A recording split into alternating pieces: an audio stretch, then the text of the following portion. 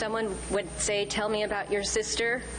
I would answer, "There was literally not anyone more caring or thoughtful than you." Samantha Woll's sister Monica fighting back tears as she speaks at the funeral. You so deeply wanted peace for this world. You fought for everyone, regardless of who they were or where they came from.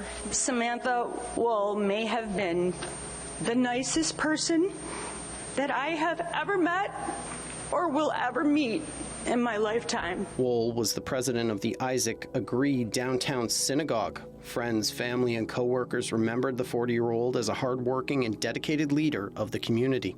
Sam did more for our community, our state, our world, our lives, in her short time here on earth than most will ever accomplish in 1,000 lifetimes over. You were the rock and the anchor of so many communities, and you had one goal: to bring people together. This was not supposed to happen.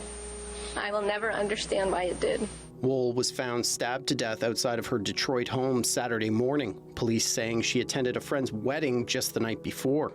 While at the scene, police officers observed a trail of blood leading officers to the victim's residence, which is where we believe the crime occurred. An examination of the victim led to the discovery of multiple stab wounds on her body. In an update from police today, the chief says there were no signs of forced entry in her home. Police are questioning a number of people of interest, but don't yet have any suspects. We believe that this incident was not motivated by anti-Semitism and that this suspect acted alone. Still, the killing of a prominent Jewish community leader comes at a time of growing concerns over potential violence in the U.S., spurred on by the war in Gaza. This is something police and the FBI are concerned about. We're always concerned with retaliation on any homicide, and certainly the international situation that we find ourselves in now bring us additional concern. Near Chicago last week, a 6-year-old Muslim boy was stabbed to death and his mother seriously hurt. She's now returned home from the hospital recovering from knife wounds. The family's 71-year-old landlord is charged in the case. Police allege he attacked them because they were Muslim. A hate crime investigation is underway. Also in the U.S., House Republicans are currently in a closed-door meeting where 9 candidates are making their pitch to become the next Speaker of the House.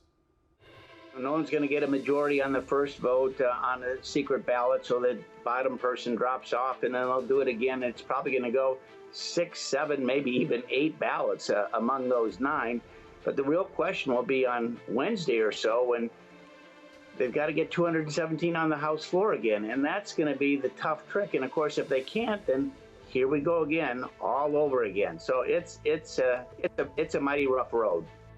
The conference will vote for their nominee tomorrow morning. 2 nominees have already dropped out after failing to get the support needed. Republicans Steve Scalise and then Representative Jim Jordan.